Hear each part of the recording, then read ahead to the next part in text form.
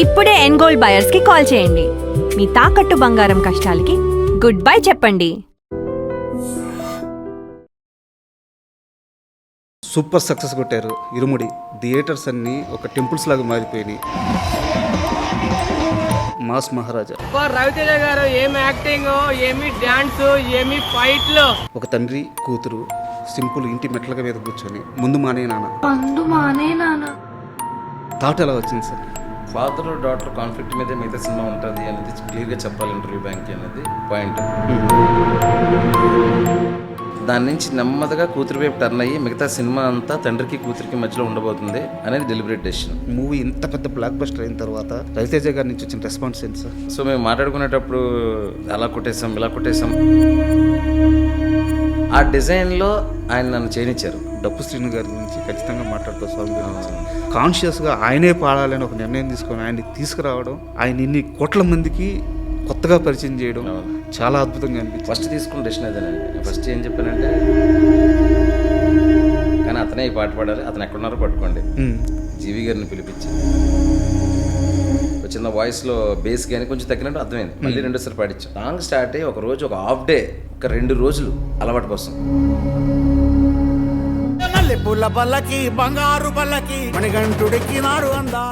Thank God Ayyappa దయ వల్ల నేను అనుకున్నది జరుగుతుంది. కొడుకు క్యారెక్టర్ కుమరం అతను మూవీలో అతను ఉండే స్క్రీన్ టైం చాలా తక్కువ అవ్వచ్చు, కానీ ఇంపాక్ట్ చాలా ఎక్కువ ఉంది. అసలు చాలాసేపు మనోడేనా పైగా అతని గురించి చెప్పాలండి. కుమరం పాప తను ఎక్స్పెక్ట్ చేయలే ఇలా కొట్టు అన్న, నేనేనా అన్న అన్నాడు.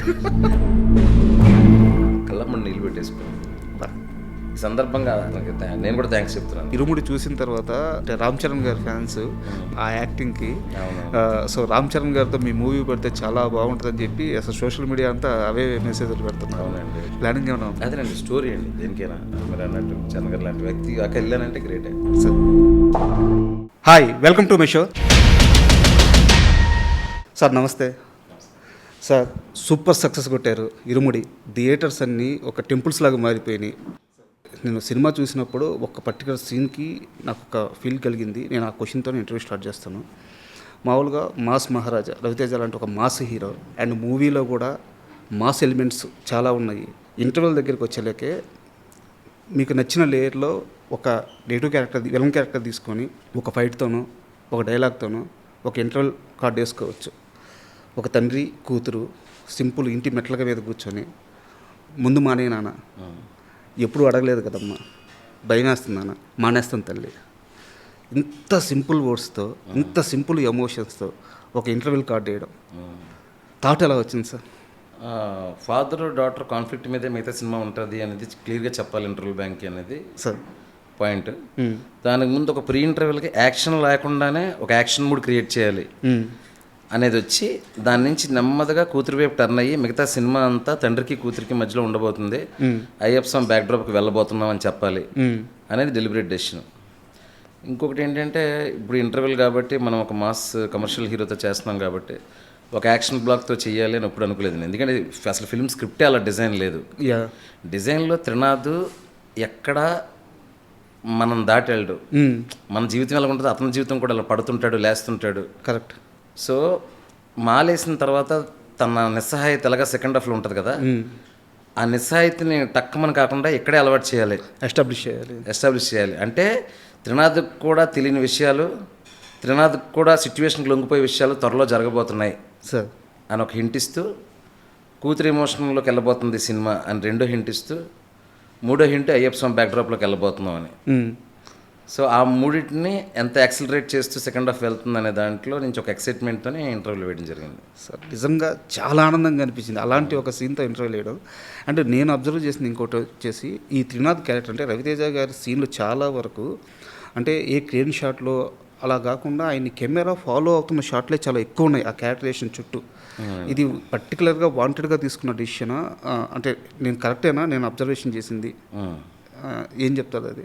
అంటే ఆయన ఫాలో అవుతూ కెమెరా మూమెంట్ ఉంటుంది చాలా షాట్లు. పర్టికులర్గా మీరు వాంటెడ్గా తీసుకున్న డిసిషన్ అది? లేదు, ఏ సీన్కి ఆ సీన్ కన్సీవింగ్లో మాట్లాడుకుంటూ ఉంటాము. బట్ నేనేమన్నానంటే, త్రినాథ్ అనే వాడిని ఆడియన్స్ ఎంత రిలేట్ అయితే తన బాడీ లాంగ్వేజ్కి తను మాట్లాడే మాటకి, తన కళ్ళల్లో కన్నీళ్ళకి, తన చిరునవ్వుకి ఎంత రిలేట్ అయితే అంత బాగా ప్రీక్లైమాక్స్ అండ్ క్లైమాక్స్ పోర్షన్స్ వర్కౌట్ అవుతాయి అనేది నాకు తెలుసు. సో అందువల్ల ఏంటంటే త్రినాథ్ ఆ టైంలో ఎలా ఉన్నాడు అనేది మాత్రం ఆడియన్స్కి అబ్జర్వ్ అవ్వాలి అనే దాంట్లోంచి కెమెరా యాంగిల్స్ కానీ అన్ని ప్లాన్ చేయడం. ఎక్కడ డిస్టర్బెన్స్ లేదు సార్ కెమెరా యాంగిల్స్లో. ఆ క్యారెక్టర్ మూడు ఎక్కడ చెడిపోకుండా ఫాలో అవుతుంది. అంటే రెండు రకాలు ఉంటాయండి. ఒకటి ఏంటంటే క్యారెక్టర్ల కంటే మేకింగ్ స్పీడ్గా వెళ్ళిపోవడం, లేదంటే క్యారెక్టర్తో పాటు క్యారెక్టర్ ఎంత నెమ్మదిగా ఉంటే అంత నెమ్మదిగా మేకింగ్ చేయడం. క్యారెక్టర్ కొంచెం ఫాస్ట్ అయినప్పుడు ఫాస్ట్గా చేస్తే ఆ క్యారెక్టర్ తాలూకే స్పీడే ఆడిటోరియం సెట్ అవుద్ది. So you don't feel lag. ఆ క్యారెక్టర్ తాలూకా డైనమిక్స్లోకి వెళ్ళిపోతారు అనమాట audience. So then they will forget that film is faster slow that doesn't matter అనమాట. సార్ అది. అండ్ మూవీ అంటే నేను అడగాలి ఈ క్వశ్చను, మొహమాట పడకూడదు ఎందుకంటే మంచి విషయం కాబట్టి. రవితేజ గారికి ఆయన స్థాయి హిట్ వచ్చి చాలా సంవత్సరాలు అవుతుంది. మూవీ ఇంత పెద్ద బ్లాక్ బస్టర్ అయిన తర్వాత రవితేజ గారి నుంచి వచ్చిన రెస్పాన్స్ ఏంటి సార్? చాలా ఆనందంగా ఉన్నారండి సార్. అంటే ఆయన చెప్పే విధానంలో ఒక నిజాయితీ ఉంటుంది. ఎక్కువ చెప్పకపోయినా ఆయన సంతోషంగా ఉన్నాడు అనేది నాకు అర్థమైంది. సో మేము మాట్లాడుకునేటప్పుడు అలా కొట్టేసాం ఇలా కొట్టేసాం అలా ఏమో అనుకోలేదు. We are happy, we both are happy, each other we know that we are so happy, అంతే. అండ్ పైగా మీ ఇద్దరి మెంటాలిటీ కూడా బాగా మ్యాచ్ అయ్యేలాగా ఉంది. ఎందుకంటే ఇద్దరు ఒకే వైపులో ఉంటారు, ఒకేలాగా ఆలోచిస్తారు, ఇద్దరు సరైన అదే పాత్రలో ఉండే మనుషులు. సో ఆ ఎక్స్పీరియన్స్ ఎలా ఉంది సార్ ఇంత మేకింగ్ ఎక్స్పీరియన్స్ రవితేజ గారితో? ఇప్పుడు నేను కథ చెప్పాలనుకుంటాను, నా కథకి ఏం కావాలో ఆయన కరెక్ట్గా ఇచ్చేయాలనుకుంటారు. సో ఇప్పుడు సీలియర్ వెళ్ళిపోయి ఇంక స్టార్ట్ చేసిన తర్వాత అండి ఆ కథకి ఏం కావాలో చేసుకుంటూ వెళ్ళిపోయామండి. అన్ని సినిమాల్లాగే దీనికి కూడా ఏం కావాలనేది చేసుకుంటూ వెళ్ళిపోయాం. ఇది చాలా జాగ్రత్తగా చేయాలి మనం, అలాగే ఏం లేదు. ఒక సినిమాని ఎలా చేస్తామో అలా చేసుకుంటూ వెళ్ళిపోయాం. కాకపోతే కథ చెప్పినప్పుడే అది డిజైన్ అయిపోయింది, న్యాచురల్గా వెళ్ళాలనేది, ఒక రియలిస్టిక్గా వెళ్ళాలనేది డిజైన్ అయిపోయింది. ఆ డిజైన్లో ఆయన నన్ను చేయనిచ్చారు, ఆ స్పేస్ ఇచ్చారు. ఇప్పుడు లుంగి అంటే లుంగి, గల్ల షర్ట్లు, నార్మల్ డైలాగులు చెప్పేటప్పుడు ఏదైనా కొంచెం అక్కడ ఉన్నదానికంటే ఎక్కువగా లౌడ్ అవుతుంది అనుకుంటే అన్న ఇలా చెప్దామన్నా అంటే గుర్తు చేసేవా ఇలా ఉన్నప్పుడు ఇప్పుడైనా ఆయన న్యాచురల్ ఫ్లో ఒకటి ఉంటుంది, ఆయన న్యాచురల్ ఫ్లో ఎప్పుడైనా ఆయన న్యాచురల్ ఫ్లో కొన్ని సీన్లు బాగుంది అనుకున్నప్పుడు నేను వదిలేసేవాడిని. ఇప్పుడైనా న్యాచురల్ ఫ్లో ఓవరాల్ తిన్నది క్యారెక్టర్కి ఏమైనా చిన్నది ఇబ్బంది పెడుతుందంటే అన్న ఇక్కడ ఇలా చేస్తే బెటర్ ఏమో అంటే సూపర్ శివ నువ్వు అలాగే చెప్తూ ఉండు అని చెప్పి ఆయన చిన్నది కరెక్ట్ చేసుకుని మళ్ళీ చేయడం, అలా ఇదో సింక్ అంతే. అండ్ సీలేరే ఎందుకు సార్? ఎందుకంటే మీ జిల్లాకు సంబంధించిన మీ ఏరియా అనుకోని వెళ్ళారా, లేకుంటే సీలేరు మాత్రమే ఎందుకు బ్యాక్గ్రౌండ్? అంటే మీరు అన్నట్టు అయ్యప్ప స్వామి భక్తులు అన్ని రాష్ట్రాల్లో ఉంటారు, ఎక్కడైనా ఉంటారు. ఆ ఎమోషన్ని ఎస్టాబ్లిష్ చేయడానికి సీలేరు ప్రాంతాన్ని మాత్రం ఎందుకు ఎంచుకున్నట్టు? ఈ కథ అయ్యప్ప స్వామి భక్తులు త్రినాథ్ అనే భక్తుడికి వాళ్ళ ఊర్లో ఏం జరిగింది అనేది కదా, వాళ్ళ ఊర్లో ఇస్ ది అండర్లైన్ అనమాట. సో తను ఎంత ఇన్నోసెంట్ అంటే ప్రపంచం అంతా చాలా బాగుంటుంది అనుకున్నంత ఇన్నోసెంట్. తన చుట్టూ ఎక్కువ విషయాలు ఎక్కువ మనుషులు ఉండకూడదు, ఆ ఉన్న 4-5 మనుషులనే జీవితం అనుకోవాలి. సో ఫస్ట్ ఏంటంటే లొకేషన్ చాలా డెన్స్గా ఉండాలి, పీపుల్ చాలా తక్కువగా ఉండాలి. So then the suspense mood, emotion. క్యారెక్టర్లు తక్కువ ఉండేసరికి ఏమవుతుందంటే జనాలు క్యారెక్టర్లు తక్కువ ఉండేసరికి నీ కళ్ళకి ఎక్కువగా కనపడుతుంటారు, వాళ్ళు పెద్దగా కనపడుతుంటారు క్యారెక్టర్లన్నీ.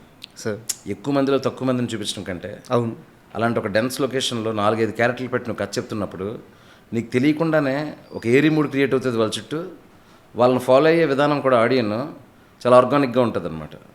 సో అందుకని అక్కడ పెట్టాం. పైగా ఇలాంటి ఒక అన్యూజువల్ విషయాలు మన ప్రపంచానికి దూరంగా ఎక్కడో జరిగిందనే ఫీలింగ్ మనకి ఇంకా ఎక్కువ టెన్షన్ని, ఒక ఇన్వాల్వ్మెంట్ని క్రియేట్ చేస్తుంది. Correct sir. అందుకని ఆ అడవులు, ఆ డ్యాములు, ఆ న్యాచురల్ లొకేషన్స్ మధ్యలో అంత న్యాచురల్గా ఉన్న మనిషి అతను త్రినాథ్ అనేవాడు.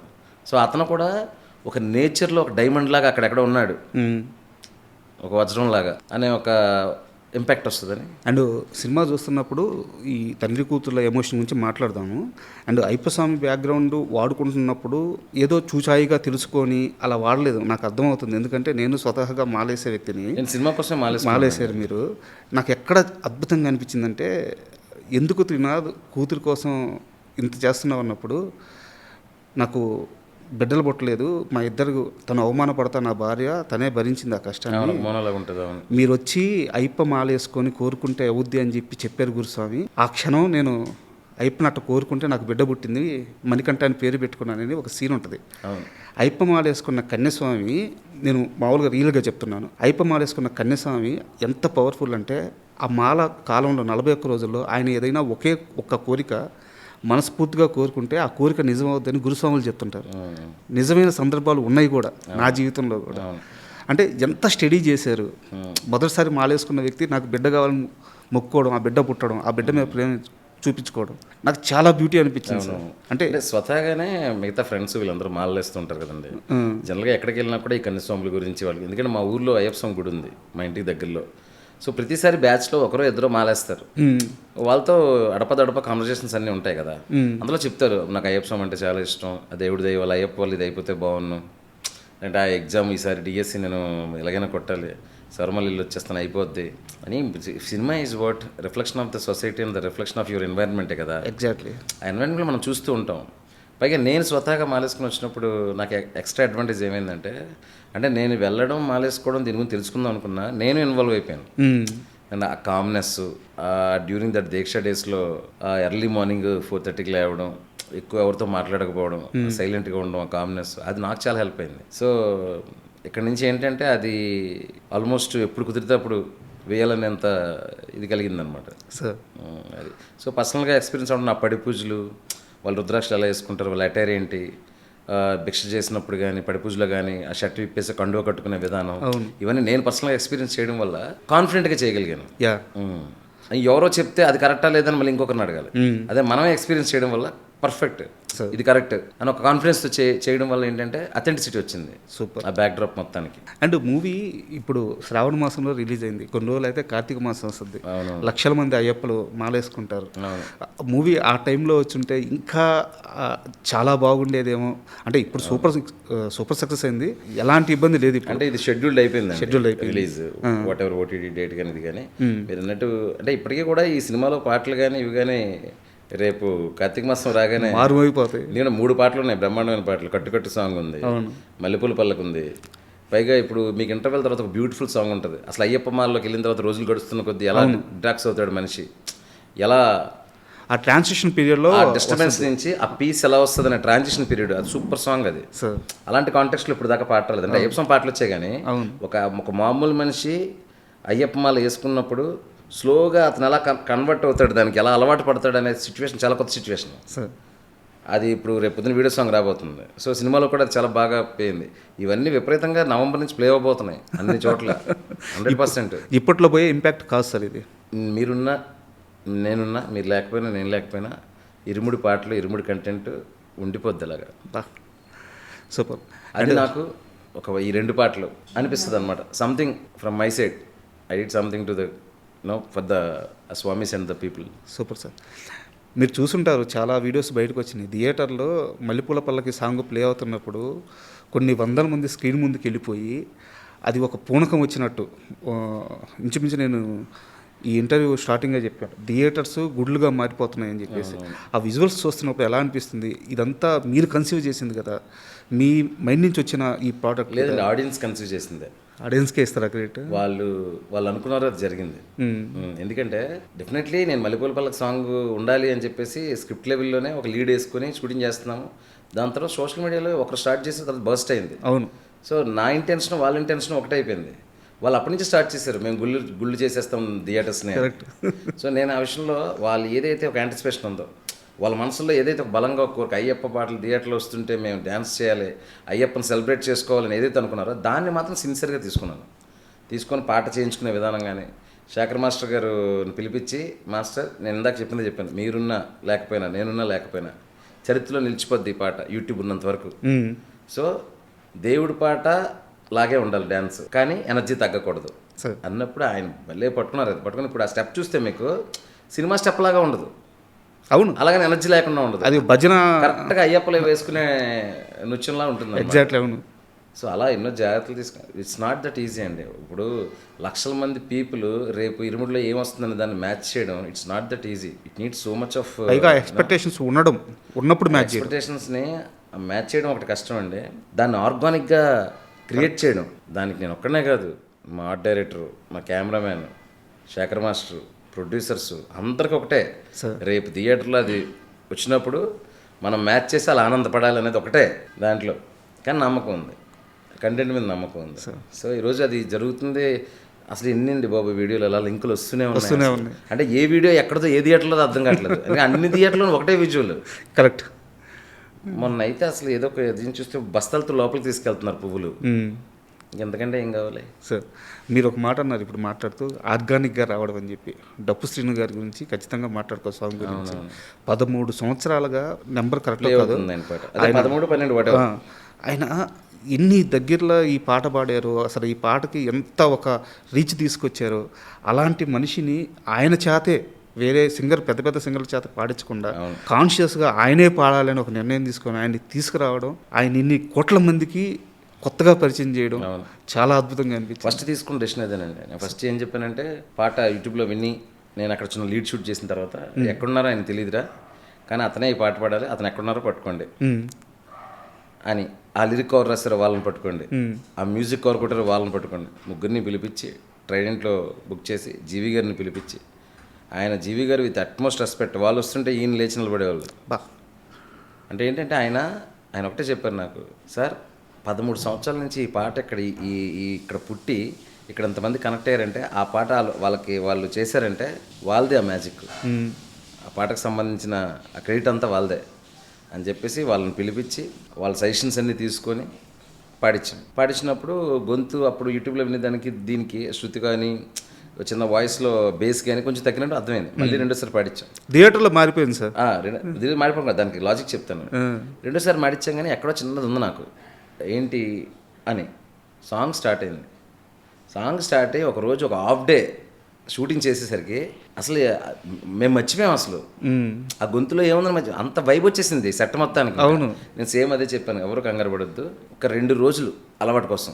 ఎందుకంటే 15 సంవత్సరాలు వినేస్తున్నారు సేమ్ ఫ్రీక్వెన్సీ ఆ పాతది, దాని నుంచి ఈ ఫ్రీక్వెన్సీకి రావడానికి ఒక 2 రోజులు పడుతుంది.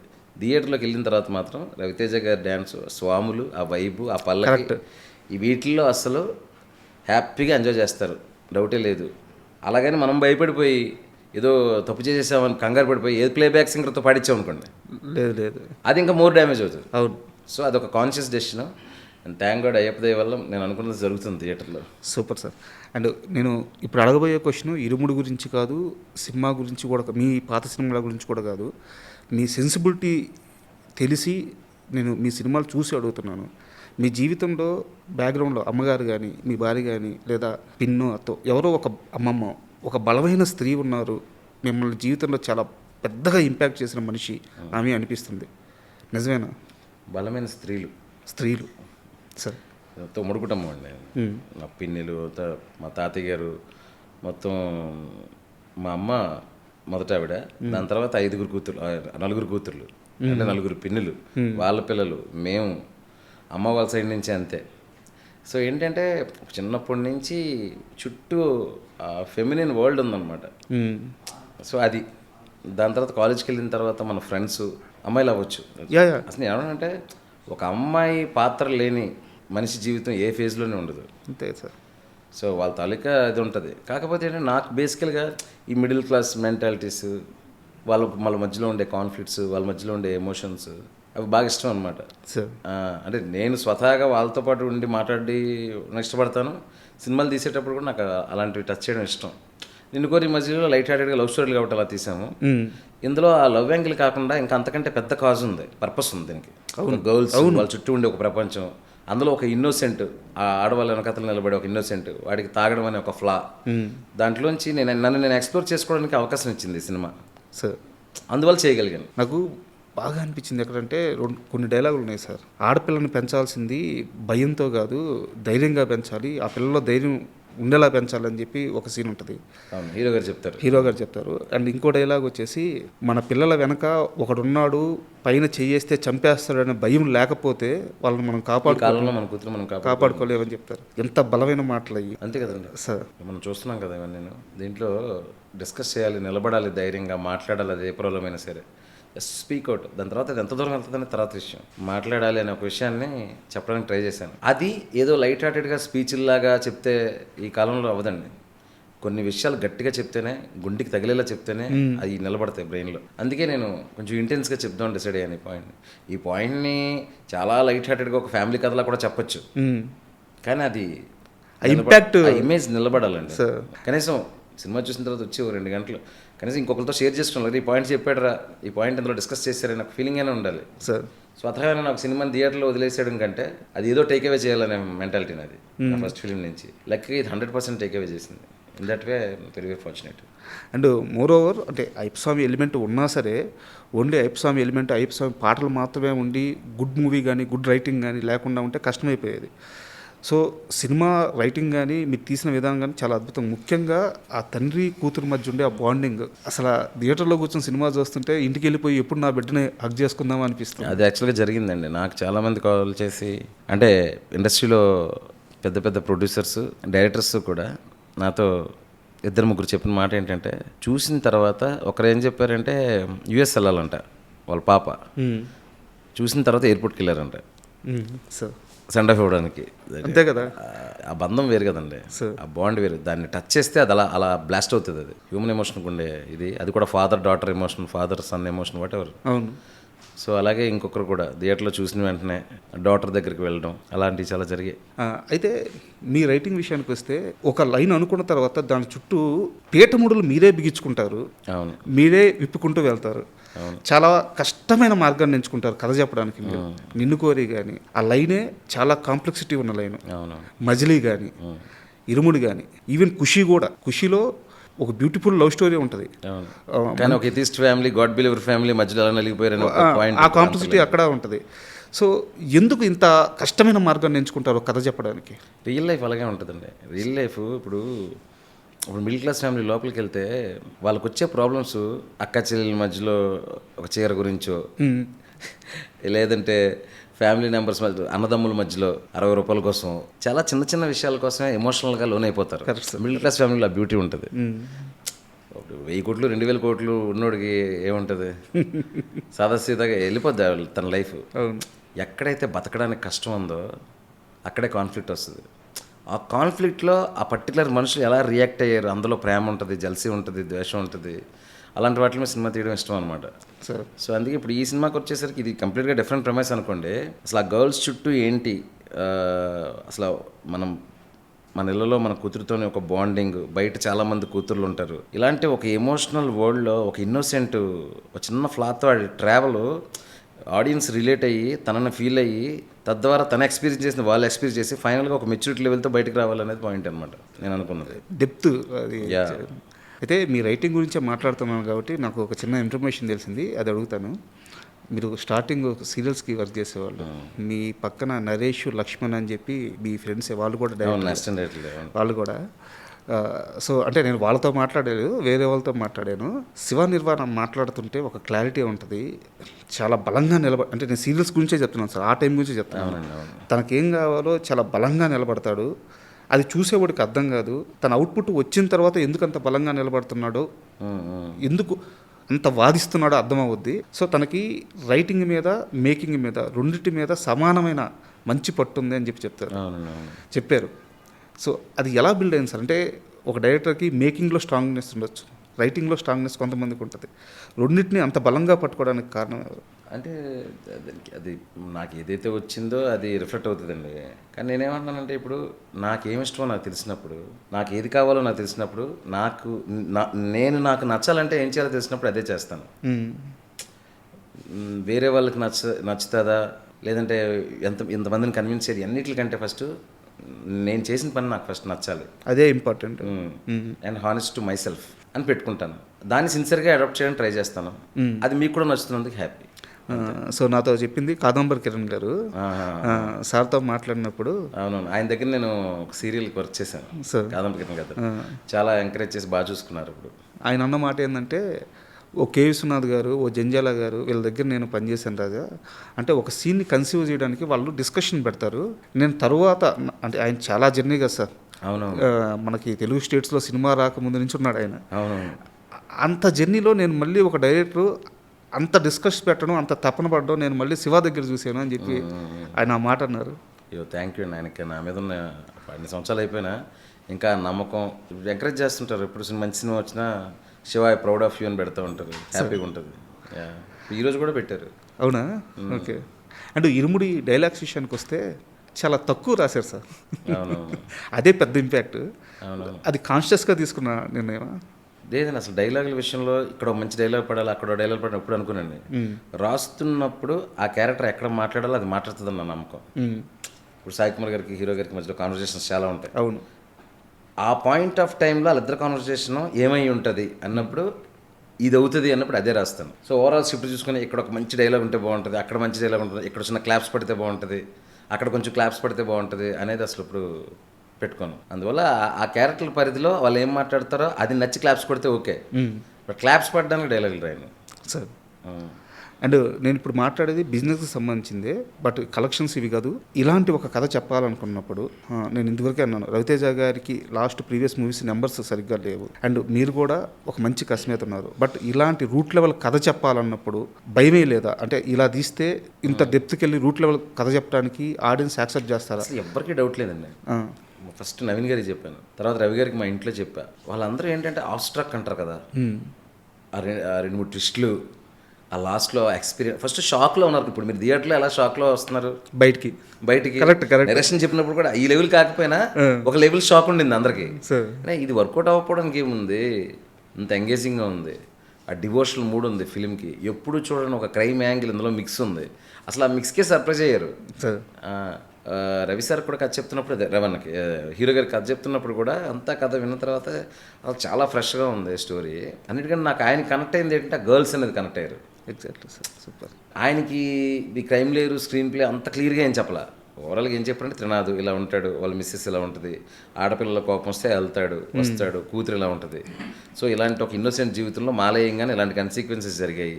ప్రీ క్లైమాక్స్కి వచ్చేసరికి ఇలా జరిగింది. అక్కడి నుంచి ఒక మెచ్యూరిటీ లెవెల్కి వెళ్ళిపోయి బయటకు వచ్చేటప్పుడు నా జీవితంలో కూడా ఇలాగే జరుగుతుంది కదా, లైఫ్ ఈజ్ ఆల్ అబౌట్ కర్మ, అంతే కదా sir. But you have to believe what ever. నీ బిలీఫ్ సిస్టమ్ అనేది అలాగే ఉంటుంది. అదేనండి, అది ఎప్పుడైతే త్రినాథ్ రియలైజ్ అయ్యాడో ఆ జర్నీని చూసిన ఎక్స్పీరియన్స్తో బయటకు వస్తారు. సో ఖచ్చితంగా అక్కడ కనెక్ట్ అవుతారు. సో అక్కడ ఆయన కనెక్ట్ అయింది మెయిన్ ఈ గర్ల్స్. వెనకాతలు ఒకడు ఉన్నాడని, లేకపోతే మన ఆడపిల్లలు మనం కాపాడుకోలేం గురుస్వామి. ఆ డైలాగ్ అదే ఓవరాల్గా గర్ల్స్ కోసం ఒక ఫ్లా ఉన్నాడు, ఒక గర్ల్స్ కోసం ఒక డ్రంకర్డ్ హ్యాబిట్ ఉండి తనకే ఒక ప్రాబ్లం ఉంది, తను ఆడపిల్ల వెనకాతలు నిలబడడం అనేది బాగా నచ్చింది ఆయనకి. సూపర్. అండ్ ఆ బంగారు తల్లిని ఎక్కడ పెట్టారు సార్ అసలు? నక్షత్ర బంగారన్న ఇన్స్టాలో పెట్టాం సార్. ఇన్స్టాలో మా ఎస్టినేటర్ చూసి చాలా బాగుంది చూడండి అంటే చూశాను. చూస్తే రింగులు జుత్తు ఒకలాగా ఉంది, ఒక చిన్న క్యూట్గా ఆఫ్రికన్ అమ్మాయిలా ఉంది. పిలిపించి కొంచెం కొబ్బరి నూనె అది రాసి జడలేసి గౌన్ వేసి చూసి మనమ్మ వచ్చేసింది, మనమ్మ దిగిపోయింది అనుకుని ఇంకా మళ్ళీ మనమ్మ అమ్మని చూడాలి కదా, ఇంకా రవి గారిని పాపని పట్టుకుని తల్లిని ఎత్తుకోం. ఇక్కడ తెలుగులో ఎక్కువ ఎక్స్పోజ్ అవ్వకుండా నిజంగా ఆ ఊర్లోనే ఇవి ఉందేమో అనే ఫీలింగ్ రావాలి, ఎక్కువ ఎక్స్పోజర్ ఉండకూడదు. 1-2 సినిమాలు చేసినా ఓకే తెలుగులోనే అని ఎత్తుకుతున్నాం సార్. ఖచ్చితంగా సౌత్లో ఉండాలి, నడిచినా మాట్లాడినా మన అమ్మాయి అని ఫీలింగ్ ఉండాలి అని ఎత్తుకుతా ఉంటే ప్రియాకి స్ట్రైక్ అయింది. ప్రియా గారికి పిలిచి స్టోరీ చెప్పి ఆవిడ చాలా ఎక్సైట్ అయ్యి అలా కుటుంబాన్ని తయారు చేసాం రవి గారికి. ఆ పాపతో ఆ షూటింగ్ ఎక్స్పీరియన్స్ ఏమన్నా ఇబ్బంది పెట్టారా లేకుంటే అసలు ఎలా ఉంది సార్? అసలు షూటింగ్ ఏముందండి, ఉన్నదే 4 క్యారెక్టర్లు. అవును.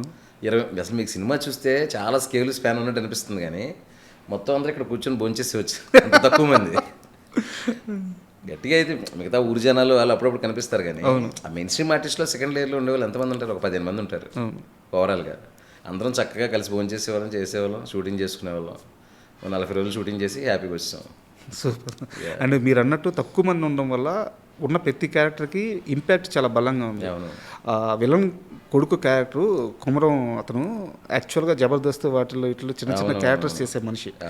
సో అతనికి లైఫ్లో సక్సెస్ ఒక మంచి క్యారెక్టర్ కావాలని నేను ఇదివరకు 1 year బ్యాక్ ఇంటర్వ్యూ చేశాను తనని. ఎంత బలమైన కోరిక ఉండేదంటే అతనికి, బట్ అతనికి రాలా ఆ ఛాన్స్. మూవీలో అతను ఉండే ఆ స్క్రీన్ టైము చాలా తక్కువ అవ్వచ్చు, కానీ ఇంపాక్ట్ చాలా ఎక్కువ ఉంది. అసలు చాలాసేపు మనోడేనా అంటే అంత పెద్ద క్యారెక్టర్ పడ్డం. ఆ సర్ప్రైజింగ్ వర్కౌట్ అయిందండి ఇరుముడికి. అంటే ఎక్కడో చూసినట్టు ఉంది కానీ ఎవరెత్తనం అన్న టైప్లో ఉంది ఆడియన్స్. అవును. సో అందువల్ల ఏంటంటే ఆ సీనియర్లు అక్కడ ఉన్న మనుషులు కదా అనేది నమ్మడానికి ఎక్కువ ఉపయోగపడింది అది. పైగా అతని గురించి చెప్పాలండి, కొమరం ఫస్ట్ షూటింగ్కి రాగానే అతని క్యారెక్టర్ ఉందని తెలుసుకుని ఏంటి ఇంత రెవెన్యూతో డైరెక్ట్గా సీన్లు ఉంటాయి, అతను ఒక కీ క్యారెక్టర్ అని తెలియదు పాపం, తను ఎక్స్పెక్ట్ చేయలే.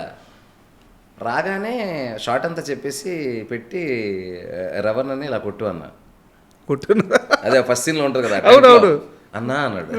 అంటే ఏంట్రా సార్ ఎవరినని ఇలా ఫేస్ మీద ఇలా కొట్టినట్టుగా జస్ట్ ఇంతవరకు రావాలి అంటే, నేనేనా అన్న అన్నాడు. నువ్వే కొమరం, నీది అదే క్యారెక్టర్, నాగుల్ క్యారెక్టర్ అని చెప్పేసి అప్పుడు మొత్తం చెప్తే కళ్ళమ్మని నీళ్ళు పెట్టేసుకుని దండం పెట్టిపోయాడు. ఏమొద్దు నాగులు, నీ కోసం యాక్చువల్గా నేను వెతుకుతున్నాను. ఇన్స్టాలో నీ రీల్స్ చూసినప్పుడు ఈ ఫేస్ ఆ క్యారెక్టర్కి, ఆ ఈవిల్ క్యారెక్టర్కి, అజుఘోష్ కొడుకు అనే ఒక ఫీలింగ్కి ఈ ఫేస్ బాగుంటుందని నేను ఎప్పుడో చూశాను. నీకు నేను ఛాన్స్ ఇవ్వడం కాదు, నీకోసం నేను ఎత్తుక్కుంటున్నా సార్ అని చెప్పి అక్కడి నుంచి అతను he became so much emotional చేసినప్పుడు కసి మీద ఉన్నాడు. అలాంటి సార్ అంత పెద్ద క్యారెక్టర్ ఇచ్చారని నిజంగా దెబ్బలు తినేసేవాడు. మా రీల్స్ అయితే మాస్టర్ ఉన్నాడు ఆయన మాస్టర్ రియలిస్టిక్గా ఉండాలంటే రియల్గా కొట్టేస్తుంటాడు. మాస్టర్ చచ్చిపోతాను మాస్టర్, ఎవరు రెస్పాన్సిబిలిటీ, కొంచెం చూసుకొని కొట్టేవాడి నేను చెప్తాను. అంటే ఒక పీక్ రియలిజంకి వెళ్ళిపోదాం ఈ సినిమాకి ఫిక్స్ అయిపోయాడు అతను. నాకు భయం వేసేది బంటర్ ముందు కూర్చొని. సో నిజంగా అది కొంచెం టచ్ అయినా, కర్రలు కానీ ఏదైనా టచ్ కొట్టినప్పుడు టచ్ అయినా, 2-3 దెబ్బలు తగిలినా చెప్పేవాడు కాదు. మళ్ళీ చెప్తే తగిలేస్తుందని డైరెక్టర్ గారు ఇంటెన్సిటీ తగ్గించేస్తారేమో అని. ఎందుకంటే ఆలోట్ వెళ్ళిపోయాడు. ఇంకా తనకు అవసరం నా ఎంతకైనా కష్టపడతా అని. ఈ సందర్భంగా అతనికి నేను కూడా థ్యాంక్స్ చెప్తున్నాను కొమరానికి. బట్ చాలా మంచి పేరు వచ్చింది అతనికి. Yes sir. అండ్ చాలామంది ఇరుముడి చూసిన తర్వాత అంటే రామ్ చరణ్ గారి ఫ్యాన్స్ మీ సెన్సిబిలిటీకి, ఆయన ఆ యాక్టింగ్కి, సో రామ్ చరణ్ గారితో మీ మూవీ పెడితే చాలా బాగుంటుందని చెప్పి అసలు సోషల్ మీడియా అంతా అవే మెసేజ్లు పెడుతున్నారు. అవునండి. సో ఆ ప్లానింగ్ ఏమైనా ఉంది? అదేనండి స్టోరీ అండి దేనికైనా సార్. ఫస్ట్ మనకు బాగా నచ్చి ఇది ఒక అద్భుతంగా కథ అవుతుంది, దేనికి క్యారీడ్ అవి అయిపోకూడదు కదా. ఇప్పుడు ఈ సినిమా నాకు ఒక రెస్పెక్ట్ ఇచ్చింది, ప్రేక్షకులు నన్ను చూసే విధానాన్ని ఇంకొంచెం పెంచింది సార్. దాన్ని ఇంకా పెంచేలా ఉండాలి తప్ప కదా కంగారుగా ఏదో కథ చేసేసి అలా కాదు కదా. So first I focus on writing, then ఆ రైటింగ్లో ఎవరు సూట్ అవుతారు అనేది. ఓకే. బట్ నిజంగా నాకు అదృష్టం ఉండే ఆ రైటింగ్ కరెక్ట్గా సూట్ అయ్యి నిజంగా మీరు అన్నట్టు చరణ్ గారు లాంటి వ్యక్తి అక్కడ వెళ్ళానంటే గ్రేటే సార్. అండ్ మైత్రి గురించి మాట్లాడుకోవాలి సార్. ఇంత పెద్ద అద్భుతానికి బ్యాక్ ఎండ్లో ఉండి ఫుల్ సపోర్ట్ చేసిన వాళ్ళు. నాకు ఒక చిన్న విషయం తెలిసింది, మీరు ఫస్ట్ సీలేరుకి వెళ్ళిన తర్వాత అక్కడ కొన్ని సమస్యలు వచ్చి మెయిన్ కాస్ట్ కొంతమంది వెనక్కి వచ్చేసిన తర్వాత, అంటే ఫుల్ ఫ్లెడ్జ్డ్గా అప్పటికి షూట్ స్టార్ట్ అవ్వలేదు, పరిస్థితులను చూసుకొని వెనక్కి వచ్చేసిన తర్వాత అక్కడ రవితేజ గారికి కానీ మొత్తం వాళ్ళు సెట్ చేసిన విధానం, స్టేయింగ్ కోసం కానీ చాలా కష్టపడ్డారని తెలిసింది. అయ్యో నెవర్ బిఫోర్ అండి. అసలు 250 మంది చాలామంది అక్కడ. ఇప్పుడు మీరు షూటింగ్ చేస్తే ఎంత క్వాలిటీ వర్క్ చేస్తాం కదా, ఇక్కడ వాడినట్టే జిమ్మీలు వాడాం, మంచి ఎక్విప్మెంట్ వాడాం, స్టడీ క్యాంప్స్ వాడాం, గింబల్ వాడాము. మరి ఆ ఎక్విప్మెంట్ తేడానికి మనుషులు, ఆ రోడ్డే సరిగ్గా ఉండదు, అంత గుంతల రోడ్డు. ఒక్కసారి అక్కడ లోపలికి వెళ్ళిపోయి ఏదైనా మిస్ అయిందంటే ఇంకా నెక్స్ట్ రోజే రావాలి తప్ప ఆ రోజు తేడానికి లేదు. ఇంకా అది ఏదైనా కూడా ఆ సీరియల్లో చిన్న మార్కెట్ ఉంటుంది, అక్కడ మనం కొంచెం పువ్వులు, పళ్ళు, కాయలు, పాల ప్యాకెట్లు ఇంతవరకు ఓకే. దానికి మించి ఏదొచ్చినా రాజమండ్రి తేవడమే, లేదంటే మారేడుమిల్లి వెళ్ళాలి. సో అవి కూడా చాలా దూరం కదా. వర్షాలు పడాయనుకోండి, అక్కడ ఏదో ఒక బండి డీసీఎం మీద దిగిపోయింది అనుకోండి, ఇంకంతే. ఆ వెనకాతల షూటింగ్లో అక్కడే ఉంటారు. అలాంటి పరిస్థితి ఇదంతా వదిలేదండి. పాపం ఆడపిల్లలు ఉన్నారు, ఈ 10 మంది ఆడపిల్లలు. వాళ్ళందరికీ ఆల్మోస్ట్ 2 చిన్న లాడ్జ్లు ఉన్నాయి. బాలాజీ గారు ఒక ఆయన ఉంటారు, పొల్లూరులో చేసినప్పుడు రమణమూర్తి గారు, వీళ్ళిద్దరూ ఫుల్ సపోర్ట్. అక్కడే అందరం అడ్జస్ట్ అయ్యి మెయిన్ టీం అంతా. హీరో గారికి ఏంటంటే ఆ జన్కో గెస్ట్ హౌస్ ఒకటి ఉంటుంది, అది ఇచ్చేసి దాన్ని స్పెషల్గా చాలా మార్పిచ్చారు. దాన్ని అంతా మార్పిచ్చి సాయి కుమార్ గారు మేమందరం అయితే చాలా చిన్న రూమ్స్, అది చిన్న లాడ్జ్లో ఉంటుంది, డీసెంట్గానే ఉంటుంది కానీ చిన్న హోటల్ అనమాట. ఇంకా మిగతా వాళ్ళ ఇళ్లలో వాళ్ళ ఇళ్లలోనే వీళ్ళల్లోనే అడిగి తీసుకొని హౌస్లు అంటే అదే వాళ్ళు ఏదైతే ఉంటున్నారో అంటే సంకల్పం అంతే. ఇక అక్కడ రాసి పెట్టాడు నాకు దేవుడు, అక్కడ నేను చేయాలని. అదే అది జరగదేమో అనుకున్న దగ్గర జరిగింది షూటింగ్. ఎందుకంటే అసలు నేను వెళ్ళగానే అక్కడ అయ్యప్ప గుడి ఉంది డ్యామ్ కానుకొని. నాకు అసలు బుర్ర తిరిగిపోయింది. అసలు ఇనీషియల్గా నాకు ప్లానింగ్ అది కాదు, డ్యాము ఇది కాదు. ఎప్పుడైతే డ్యామ్ చూసానో డ్యామ్లో క్యారెక్టర్ చేశాను సినిమాలో. అదే గుడిలో షూటింగ్ చేద్దాం. అదే ఈ సినిమాకు ఉండే ప్రత్యేకత ఏంటంటే మీకు సినిమాలో పేర్లు బయట పేర్లు ఒకటే, అంటే సీలేరే, పొల్లూరే, డొంకరాయ్. సో ఏంటంటే ఈ ప్రపంచం నా కథ కోసం ఉందా అనే ఫీలింగ్ వచ్చింది. Exactly sir. ఎంత ఫ్రెష్ లుక్ వచ్చిందంటే, ఫ్రెష్ లుక్ వచ్చింది. అవును, టెరైన్ ఇదంతా, ఆ నేపథ్యం కూడా కథలో ఒక భాగం అయిపోయింది. మనం మామూలుగా మలయాళ సినిమాలు ఓటీటీలో చూస్తుంటాం, క్రైమ్ ఇన్వెస్టిగేషన్ ఇట్లాంటి కొన్ని సినిమాలు రూరల్ ఏరియాలో జరిగినప్పుడు ఆ కొండలు అవి చూపిస్తున్నప్పుడు ఆ సస్పెన్స్ కానీ అంతా క్యారీ ఫార్వర్డ్ అవుతూ ఉంటాయి. ఇక్కడ డివోషనల్గా క్యారీ ఫార్వర్డ్ అయింది, ఆ సస్పెన్స్ క్యారీ ఫార్వర్డ్ అయింది, ఆ ఊరే అసలు సినిమాలో ఒక భాగం అయిపోయింది. అవునవును. ఇప్పుడేనండి ఫస్ట్ ఏదైనా ఇలాంటి కథలకి ఏంటంటే ఫస్ట్ ఆడియన్స్ని ఒక ప్రపంచంలో ఆడియన్స్ అసలు థియేటర్కి ఎందుకు వస్తారు? వాళ్ళు ఉన్న ప్రపంచం నుంచి వేరే ప్రపంచానికి రావడానికి కరెక్ట్. ఆ వేరే ప్రపంచానికి మనం తీసుకెళ్ళినప్పుడు అంటే సగం పని అయిపోద్ది. అక్కడి నుంచి మన కథ, కాన్సెప్ట్, కాన్ఫ్లిక్ట్లు ఇంకా వర్కౌట్ అయితే పూర్తిగా పని అవుద్ది. ఆ రెండు జరిగినాయి. ఫస్ట్ ఇలా కూర్చోగానే 10 నిమిషాలు యాలలో సాంగ్ రాగానే మనం వెళ్ళిపోయాం, సీలేరు పొల్లూరులోకి వెళ్ళిపోయాం. సో అక్కడ ఉండే క్యారెక్టర్తో చిన్నగా కనెక్ట్. ఆ పాప, చిన్న స్కూలు, ఆ వాటర్ ఫాల్స్, అక్కడి నుంచి సైకిల్ మీద అడవిలోంచి తొక్కుంటూ వెళ్ళడం. యాక్చువల్గా ఏదైనా కూడా ఇన్వాల్వ్మెంట్ ఉన్న సినిమాకి ఫస్ట్ క్వాలిటీ అదే సార్. Exact sir. ఆ వరల్డ్లోకి తీసుకెళ్ళగలడం. నాకు అలాంటి దొరికింది. ప్రొడ్యూసర్లు సపోర్ట్ చేశారు. అంతంత దూరం 250 మందిని పంపించి అక్కడ అకామిడేషన్ ఇదంతా మా ప్రొడక్షన్ కంట్రోల్ దినేష్ అని, అతను మా మేనేజర్ వలి, అందరం ఇంకా టీం వర్క్ సూపర్ చేసి నాకు ఏం కావాలో అది నేను చేసుకొని ఇచ్చారు. సూపర్. అండ్ ఎన్టీఆర్ గారికి ఎందుకు సార్ ఇరుముడి మీద ఫస్ట్ నుంచి కూడా అనౌన్స్మెంట్ నుంచి కూడా ఒక బలమైన నమ్మకం అంట జూనియర్ ఎన్టీఆర్ గారికి, పక్కా కొట్టది పక్కా కొట్ట. మా రవి గారికి, ప్రొడ్యూసర్ రవి గారికి మంచి అసోసియేషన్ ఉంది తారక్ సార్తో. సో డిస్కషన్లో ఉన్నప్పుడు మైత్రిలో జరిగే సినిమాలన్నిటి గురించి ఒక డిస్కషన్ వస్తుంది కదా, ఉన్నప్పుడు ఈ సినిమా గురించి అందరికీ ఇరుముడు అనగానే ఒక ఇంట్రెస్ట్ క్రియేట్ అవుతుంది కదా, ఒక వైబ్. సో ఆయనకి అనిపించిందంట. ఎప్పుడైనా మాట్లాడారు? నేను ఎప్పుడు మాట్లాడలేదు. సో ప్లానింగ్ ఉందా అంటే నేను అడిగేది రామ్ చరణ్ గారిని, ఎన్టీఆర్ గారు కానీ, బన్నీ గారు కానీ, ఆ స్థాయిలో ఒక కాల్ వచ్చి ఒక మంచి కథ చెప్పమంటే I'm the most happiest person. But first నేను పర్ఫెక్ట్గా ఒక కథ అనుకుంటే అప్పుడు నేను కాన్ఫిడెంట్గా నేను కూడా సార్ ఈ కథ ఉంది వినండి అని ఎవరికైనా చెప్పడానికి బాగుంటుంది అనమాట. So first writing. ఎందుకు నేను పదే ఇంత బలంగా అడుగుతున్నానంటే మీ స్కిల్స్కి కానీ, మీ రైటింగ్ కానీ, మీ టెక్నిక్ కానీ ఆ స్థాయి సినిమా తీయగల మ్యాజికల్ కెపాసిటీ మీకు ఉంది. ఇన్ని రోజులు ఒకే ఒక్క దగ్గర ఆగిందంటే ఆ మార్కెట్ క్యాలిక్యులేషన్స్. సో ఇరుముడి ఆ లైన్ని చెడిపేసింది. సో ఈగర్గా వెయిట్ చేస్తుంది సార్ ఇంకా పెద్ద స్కేల్లో పెద్ద సక్సెస్. సో శివ నిర్వాణ అనే వ్యక్తి స్థాయి, బలం ఏందనేది మేము అంతా చూస్తున్నాము. సో మిమ్మల్ని వేరే లీగ్లో చూడాలనుకుంటున్నాము. Thank you sir. Thank you very much. Thank you so much.